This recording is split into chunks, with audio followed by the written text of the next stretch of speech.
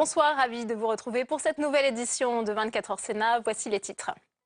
Le Charles de Gaulle en guerre contre l'État islamique en Irak. Le porte-avions français va contribuer pleinement à la lutte contre Daesh.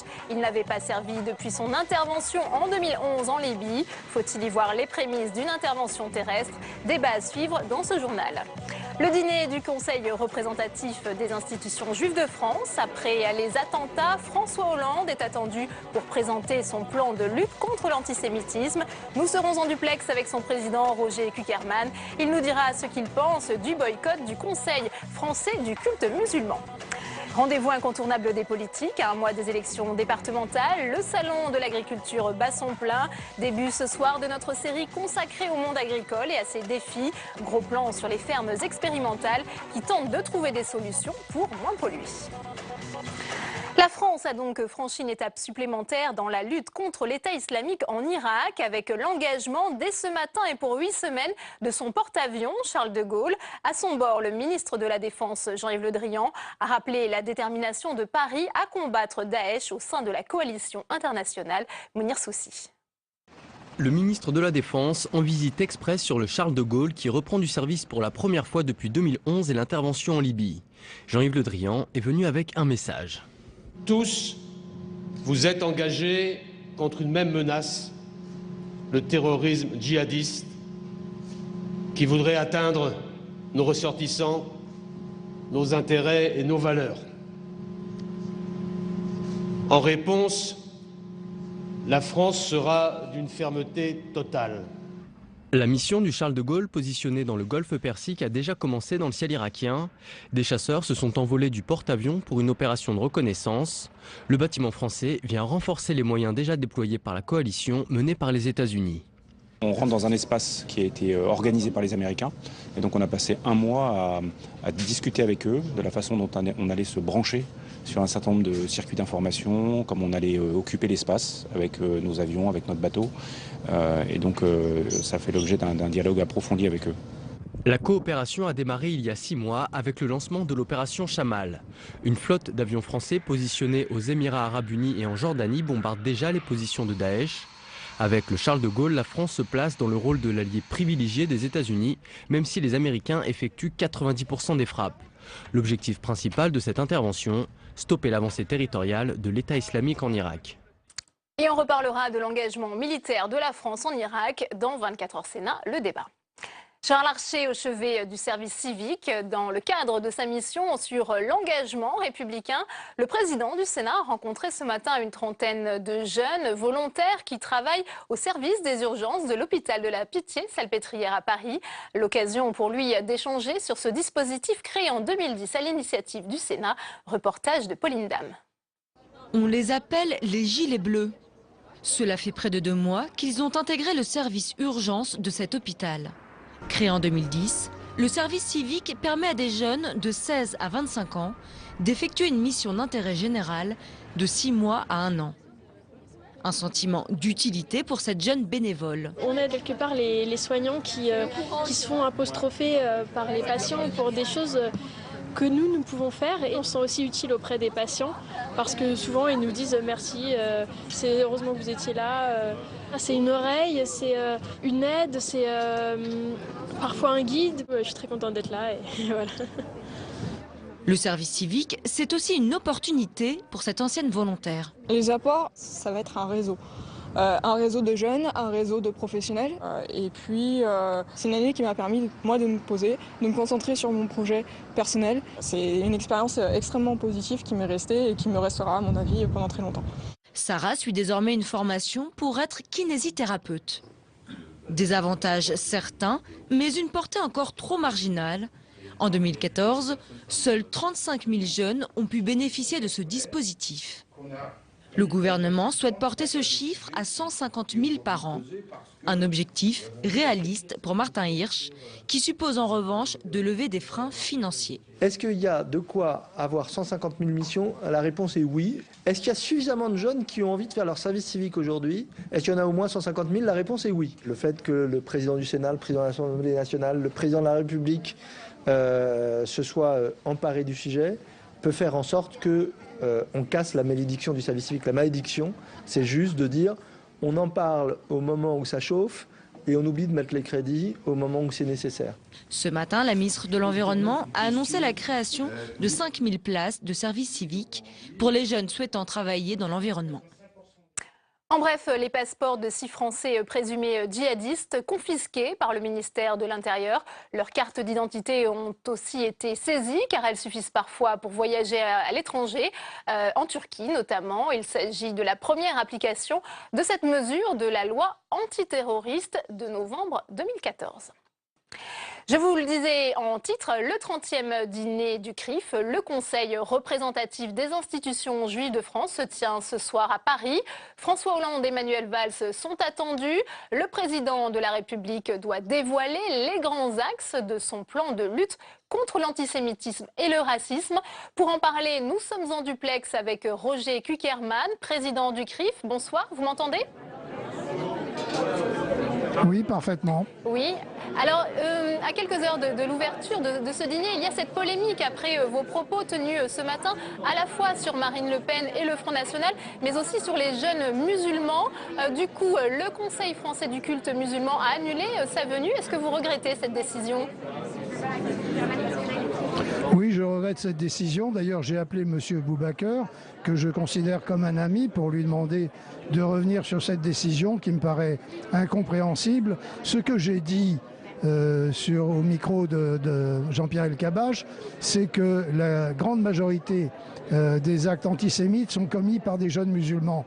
Et j'ai ajouté que c'était une toute petite minorité de la communauté musulmane. J'ai même indiqué un chiffre de 1 pour 1000 de la communauté musulmane. Et j'ai dit aussi que les musulmans étaient les premières victimes de cette situation. Donc je ne comprends pas cette décision et j'espère qu'on pourra rétablir le contact amical que nous avions depuis toujours avec le Conseil français du culte musulman. Autre polémique aujourd'hui, eh bien Marine Le Pen, vous l'avez qualifiée d'irréprochable, alors elle n'est pas pour autant invitée. Est-ce que vous maintenez vos propos ? Pardon, vous pouvez répéter ? Oui, Marine Le Pen n'est pas pour autant invitée ce soir, mais vous avez estimé qu'elle était irréprochable. Est-ce que vous maintenez ces propos ? Est-ce que vous pouvez nous les expliquer ? Excusez-moi, mais je n'entends pas votre question. Oui, je vous parlais de Marine Le Pen et du Front National. Vous avez qualifié sa présidente d'irréprochable. Allez-y, on vous entend. Oui, je vais être tout à fait clair. Elle est irréprochable sur le plan juridique. En revanche, elle n'a jamais déclaré qu'elle se désolidarisait des propos de son père, propos pour lesquels il a été condamné par les tribunaux. Et puis elle a accueilli dans son parti tout ce que la France connaît de pétainistes, vichistes, voire de négationnistes. Et d'une manière générale, le CRIF ne peut pas se rapprocher du Front National parce que nous ne partageons pas les mêmes valeurs morales. Et donc nous continuerons à ne pas inviter Marine Le Pen au dîner du CRIF et à recommander de ne pas voter pour ce parti. François Hollande est attendu ce soir dans un contexte particulier. Qu'attendez-vous du chef de l'État dans ses annonces lors de son discours ? Écoutez, il y a beaucoup à faire, donc il pourrait faire des annonces dans de nombreux domaines, la justice, la sécurité, la culture, Internet et surtout l'éducation. Sur l'éducation, il y a beaucoup à faire et c'est du travail à long terme. Il y a 2 matières où il serait bon d'agir rapidement. Agir dans les prisons pour éviter que les djihadistes soient formés dans nos prisons et agir sur Internet pour que Internet cesse d'être le véhicule sur lequel on forme les djihadistes et sur lequel la haine antisémite arrive à s'exprimer. Donc il y a beaucoup à faire dans de multiples domaines et donc j'espère que les déclarations du président de la République nous apporteront de nouvelles idées et de nouvelles ouvertures pour que le vivre ensemble puisse réellement se réaliser dans notre pays et qu'on puisse revenir à une vie paisible pour les Juifs en France. Merci beaucoup Roger Kuckerman d'avoir été en duplex avec nous ce soir. Je vous rappelle que vous pourrez d'ailleurs suivre en direct sur notre antenne le discours de François Hollande. Ce sera à partir de 21h30. Et après la visite de François Hollande samedi, Manuel Valls s'est rendu ce matin de bonne heure au Salon de l'Agriculture. Passage obligé pour le Premier ministre qui a transformé sa visite en tribune contre le Front National à un mois des élections départementales. On l'écoute. Les agriculteurs savent aussi ce qu'ils doivent au pouvoir public et plus particulièrement à l'Europe. Voter Front National, c'est détruire ce modèle. C'est détruire ce modèle européen qui a aussi soutenu l'agriculture française. Et je pense que d'ailleurs les valeurs de travail, de solidarité, de mérite, cette volonté de transmettre notamment ce savoir-faire à la jeunesse, cette qualité que l'on ressent ici, sont aux antipodes de ce qu'est l'extrême droite. Et on débute ce soir notre série consacrée aux enjeux de l'agriculture en France avec un défi: comment moins polluer. La France est en effet le 3e pays consommateur de pesticides. Des fermes expérimentales travaillent pourtant sur cette question et proposent des solutions innovantes. Reportage à 45 km de Paris dans les Yvelines, signé Samia Dechir. À première vue, on pourrait se croire sur une exploitation classique. Ce sont les panneaux explicatifs qui mettent la puce à l'oreille. La ferme de Grignon est expérimentale, elle dépend de l'école AgroParisTech. Son but, développer des innovations pour réduire l'impact climatique de l'agriculture. Des solutions testées grandeur nature, bien qu'expérimentale, la ferme vit de la vente de ses produits. Si on veut que des choses se mettent en place sur les fermes, sur la durée, il faut qu'on prouve à un moment que c'est rentable. Si c'est pas rentable, ça peut être fait ponctuellement, sur quelques surfaces, quelques hectares, mais ça n'aura aucun impact au niveau macro. Donc on a toujours cette entrée-là très terrain, mais très pragmatique d'un point de vue économique. Parmi les pistes développées ici, l'introduction de la luzerne dans l'alimentation des vaches laitières, une plante riche en protéines, moins chère que le soja importé et surtout plus écologique. C'est une plante qui améliore d'une part la qualité du lait, mais surtout limite les émissions de méthane des vaches lors de leur rot, donc ce qui permet de limiter l'impact gaz à effet de serre de l'élevage laitier. Enfin, c'est une plante légumineuse, et donc sa culture ne nécessite pas d'engrais, et bien souvent elle est faite aussi sans herbicides, sans phytosanitaires. Nourries en partie à la luzerne, les vaches de Grignon émettent désormais 7 à 10% de méthane de moins qu'avant. Ici, la chasse au méthane, puissant gaz à effet de serre, est partout.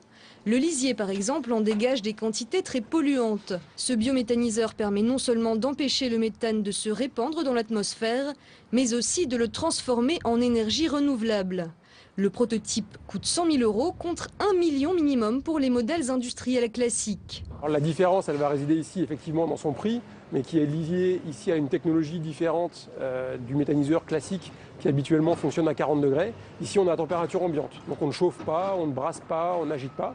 Et on est juste venu mettre un chapeau sur la fosse à lisier existante qui va récupérer le méthane qui est naturellement produit pendant le stockage des effluents. À terme, l'énergie produite permettra de chauffer la laiterie et d'économiser 5 000 € par an de gaz propane. Après les parachutes dorés et les retraites chapeaux, voici le bonus de bienvenue, 4 millions d'euros pour le tout nouveau patron de Sanofi pour sa prise de fonction. Une annonce jugée choquante et scandaleuse pour les syndicats, tandis que le gouvernement a lancé de son côté un appel à la morale et à la décence. Mesure phare du pacte de responsabilité, le CICE a-t-il créé des emplois? Michel Sapin, le ministre de l'économie, était en déplacement dans les Yvelines pour dresser un bilan de ce dispositif à l'efficacité controversée. Les explications de Quentin Calmé. 12 milliards d'euros par an contre 300 000 emplois créés d'ici 2017. Le marché signé entre les entreprises et l'État était pourtant simple. C'est le fameux CICE pour crédit d'impôt favorisant la compétitivité et l'emploi. Mais dès 2012, c'est aussi le point de départ de vives tensions au sein de la majorité. Pour l'aile gauche, la politique économique du CICE favorise les entreprises au détriment du pouvoir d'achat. 2 ans après son instauration, le gouvernement commence à évaluer sa portée. C'est la première année aussi de déclaration, donc il faut laisser le temps aux entreprises de s'approprier le dispositif. Il y a souvent un petit temps de mise en œuvre. Donc on est en train d'expertiser un peu ces écarts par rapport à la cible initiale. Premier constat donc en demi-teinte. Les entreprises ne se sont pas servies de cette enveloppe pour augmenter les salaires ni pour baisser les prix. Pour l'instant, on sait que les entreprises ont plutôt tendance à déclarer qu'elles utilisent le CICE pour investir. Il y a derrière l'emploi, les salaires et les prix, mais on n'est pas encore capable de voir si c'est des petits investissements, des gros investissements, si c'est des investissements productifs ou moins productifs. Ça, c'est des choses qu'on n'est pas encore capable de voir à travers les données dont on dispose. Principales branches qui profitent du CICE, la restauration, l'hôtellerie et la construction. Mais pour avoir des effets sur l'économie, il va sans doute falloir plusieurs années. La majorité actuelle pourrait ainsi ne jamais profiter politiquement de la hausse de la compétitivité. 24 heures Sénat, tout de suite le débat.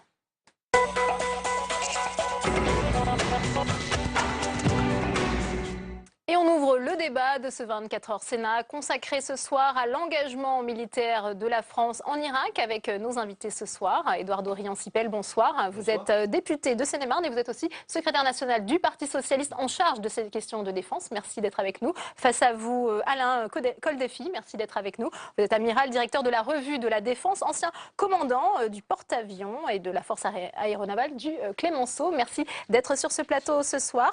Alors Eduardo Riancipel, ce n'est pas une surprise. La France muscle son intervention militaire dans cette région. Est-ce que c'était une nécessité au regard des menaces terroristes qui pèsent sur notre pays aujourd'hui? Oui, c'est une intensification du soutien militaire français au service et à la faveur de l'Irak, qui a besoin de retrouver son intégrité territoriale, sa souveraineté, et de lutter contre le groupe terroriste Daesh, État islamique. Donc nous allons appuyer de manière encore plus forte à travers le porte-avions Charles de Gaulle, qui est accompagné d'un certain nombre d'autres forces de défense. Je pense à 2 frégates, l'une anti-sous-marine, l'autre anti-aérienne. Et bien entendu, on va, à travers le porte-avions, augmenter notre présence et notre force aérienne à travers une trentaine d'avions de chasse qui seront présents, au lieu des 14 qui sont aujourd'hui d'ores et déjà sur le théâtre et sur la région.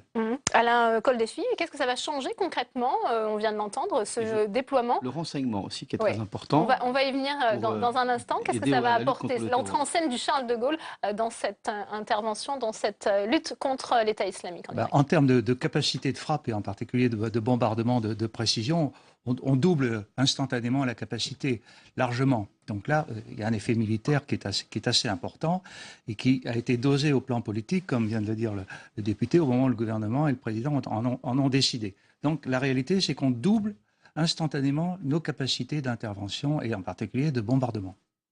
Est-ce qu'il y a aussi cette mission de renseignement et pas seulement de frappes aériennes qui est donc permise par l'intégration du porte-avions? Alors, quand on parle de bombardement, c'est tout un environnement, bien sûr. Il y a les fonctions de renseignement qui sont nécessaires pour l'emploi des forces, pour le soutien des troupes à terre, pour la coalition et l'ensemble des forces qui participent. Et comme il y a beaucoup d'autres choses qui sont dans cet environnement, député, vous avez cité la défense aérienne, la lutte anti-sous-marine, il y a également un sous-marin nucléaire d'attaque dans le groupe du porte-avions. Tout ça, ça constitue un bloc homogène, complet, et qui va être considérablement intéressant pour nos alliés, en particulier les Américains.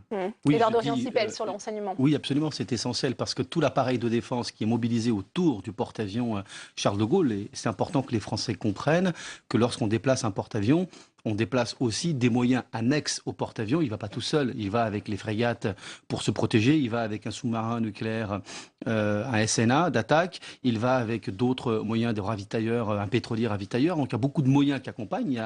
On parlait tout à l'heure avec l'amiral avant de rentrer sur votre plateau, il a raison de rappeler toute la préparation opérationnelle indispensable avant même de lancer le porte-avions en mission. Et puis aussi bien l'ensemble des éléments de défense, l'ensemble du dispositif militaires du porte-avions et de tous ceux qui l'accompagnent sont capables aussi d'avoir un soutien en matière de renseignement. C'est-à-dire que ce sont des dispositifs de défense, pour être un petit peu C'est l'objectif abstrait. Principal de cette intégration du porte-avions Charles de Gaulle. Il n'y a pas d'opération réussie sans un renseignement préalable qui permet la réussite de l'opération.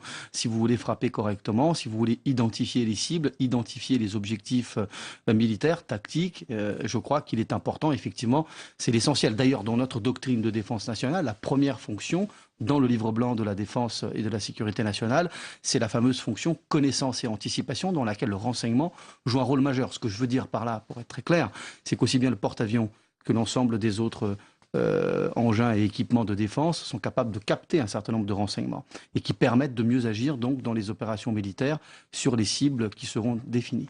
Alain Coldefy, on évoquait ici cette question de la préparation. On sait que le Charles de Gaulle était à Toulon. Il y a eu de nombreuses missions d'entraînement. Est-ce qu'on est prêt à intervenir? En fait, la préparation, c'est une préparation individuelle et une préparation d'une force aéronavale. C'est également une préparation en coopération avec nos alliés, car On ne s'intègre pas dans un dispositif de plusieurs centaines d'avions avec des dizaines de bateaux comme ça sur un claquement de doigts, en particulier pour le Charles de Gaulle. L'an dernier, il y a eu une longue période d'exercice avec la marine américaine, si bien que là, après un entraînement qui s'est fait par le détachement d'une frégate qui est dans le groupe du Carl Vinson depuis des semaines et des échanges permanents, on est capable d'entrer dans les opérations. Le renseignement, je voulais simplement, si vous me permettez, faire un petit point. Nous ne sommes pas dans une guerre totale et nous avons un contrôle politique normal, très serré sur les cibles qui sont autorisées pour notre aviation. Et ce contrôle politique, il nécessite une chaîne nationale de renseignement qui complète celle des alliés, dont on reçoit du renseignement, mais qui permet au chef de l'État en particulier d'accepter ou de refuser des frappes qui nous sont proposées. On parle effectivement de ce travail en collaboration étroite avec nos alliés américains, mais qui veut avoir la main sur le commandement. On se souvient que François Hollande, lors de ses vœux aux forces armées, avait parlé du Charles de Gaulle comme un symbole de l'indépendance de la France. Est-ce qu'on est vraiment indépendant? Bien sûr. Nous sommes un grand pays qui disposons de la dissuasion nucléaire et d'un porte-avions qui garantit aussi notre autonomie stratégique. C'est la raison pour laquelle le président a raison. Nous sommes dans une coalition. Nous agissons avec la trentaine de pays qui composent cette coalition, dont les États-Unis et aussi de nombreux pays de la région du Moyen-Orient. Mais nous avons une capacité totalement souveraine d'appréciation et nous sommes capables de dire ce à quoi on veut bien participer et ce à quoi on ne doit pas participer, et notamment grâce à notre renseignement souverain. Je crois que d'ailleurs le fait d'envoyer le porte-avions donne des capacités d'action et d'intervention d'opération contre Daesh sur le sol irakien, bien entendu.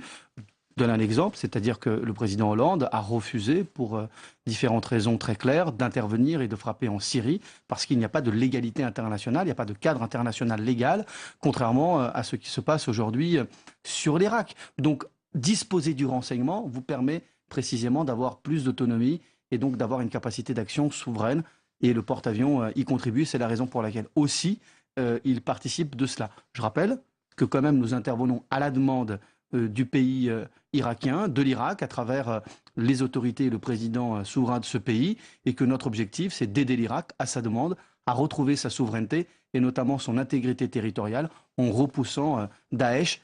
Ça marche.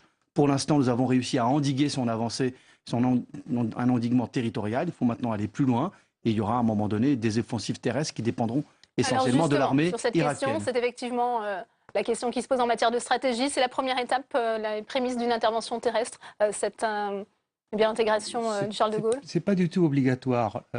La partie aérienne d'une opération, elle consiste à, comme ça vient d'être dit, à endiguer une armée, en fait, parce que Daesh, c'est maintenant une armée avec beaucoup d'équipements irakiens. Et ça, on peut mesurer notre capacité d'endiguement. Comme on l'a mesuré au Mali en endiguant les terroristes.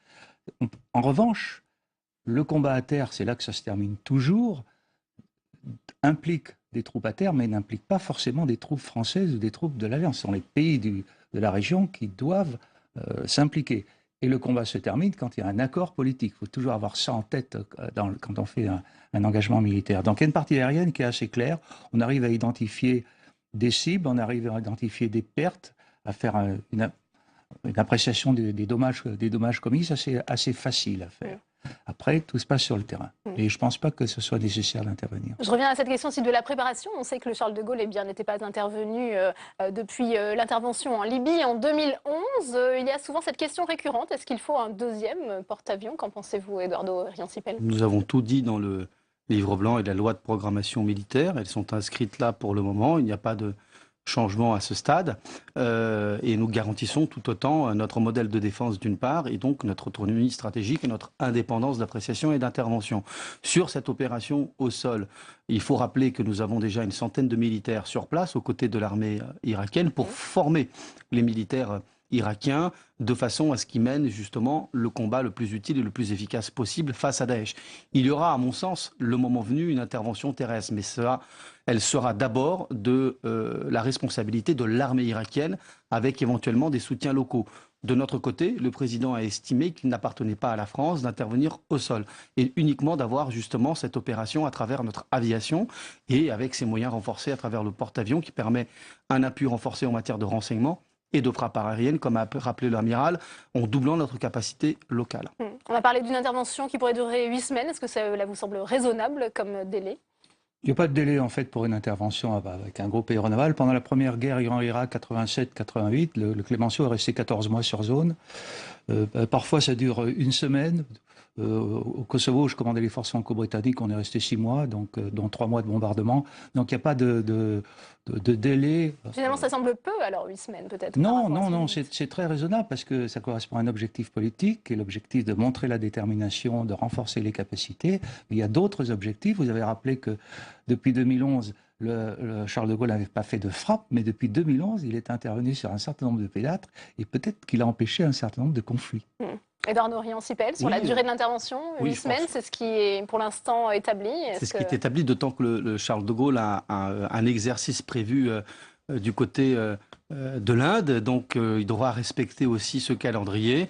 Je crois qu'on peut faire confiance à l'ensemble de l'état-major des armées, à l'ensemble de nos militaires et en particulier au chef d'état-major de la marine, bien sûr, d'avoir coordonné l'ensemble de ces opérations avec un calendrier précis, mais qui reste, encore une fois, de la responsabilité de l'exécutif, qui n'a pas nécessairement vocation à être rappelé sur un plateau de télévision ou dans les médias ou en grand public, parce que ça fait partie aussi de l'intérêt de la mission. Je crois que si il y avait besoin, il resterait autant que nécessaire, mais on sait qu'il y a cet exercice de prévu du côté de l'Inde où le porte-avions doit s'y rendre. Voilà, donc je crois que les choses sont assez... à qui on aimerait bien aussi vendre des Rafales. Est-ce que c'est aussi une belle occasion de montrer une belle vitrine, de montrer le savoir-faire français? Ces Rafales sont présents sur le porte-avions Charles de Gaulle. Je pense que c'est un élément qui ne peut que conforter la position de notre industrie et des Rafales dans cette vente à l'armée de l'air indienne, et peut-être que la marine aussi aura besoin de Rafale. Donc ça fait partie d'un dispositif assez complet de prospection et de vente du Rafale. Vous savez qu'avec l'Inde, les négociations sont longues, mais l'Inde est un partenaire. Je rappelle que l'Inde est le pays qui nous a introduit comme puissance riveraine de l'océan Indien. Politiquement, c'est considérable. Nous sommes chez nous en océan Indien. On l'oublie toujours. Ouais. C'était aussi une opération de promotion pour le Rafale, cette intervention du Charles de Gaulle pour lutter contre Daesh en Irak? On ne peut pas dire les choses comme ça, parce que ce qui commande l'opération, c'est d'abord la lutte contre le terrorisme, contre cette organisation terroriste qui s'appelle Daesh, dit l'État islamique, qui a des moyens militaires extrêmement lourds, avec plus d'une vingtaine de milliers de combattants et de l'armement de guerre qu'ils ont récupéré à l'armée irakienne qui les a laissés, donc des chars, de l'artillerie lourde, avec des moyens financiers sans précédent, avec un contrôle de territoire, donc qui est une vraie menace et pour la région, qui déstabilise profondément la région et qui déstabilise aussi nos pays à travers des attaques terroristes, on l'a vu. Donc on ne fait pas cela pour cela, on fait cela pour ça pour des intérêts évidemment très lourds de lutte contre le terrorisme qui sont très graves dans cette région, mais incontestablement, c'est un élément supplémentaire de la crédibilité de nos forces armées, donc de notre aviation, et donc par conséquent, chacun peut apprécier l'efficacité de l'outil de guerre français, et en particulier de notre aviation. Incontestablement, c'est un outil de crédibilité de notre armée et de nos équipements en général. Eh bien, merci Édouard Dorian-Sipel, merci Alain Coldefi d'avoir été les invités de ces 24 heures Sénat. C'est la fin de cette édition. Merci à vous de l'avoir suivi.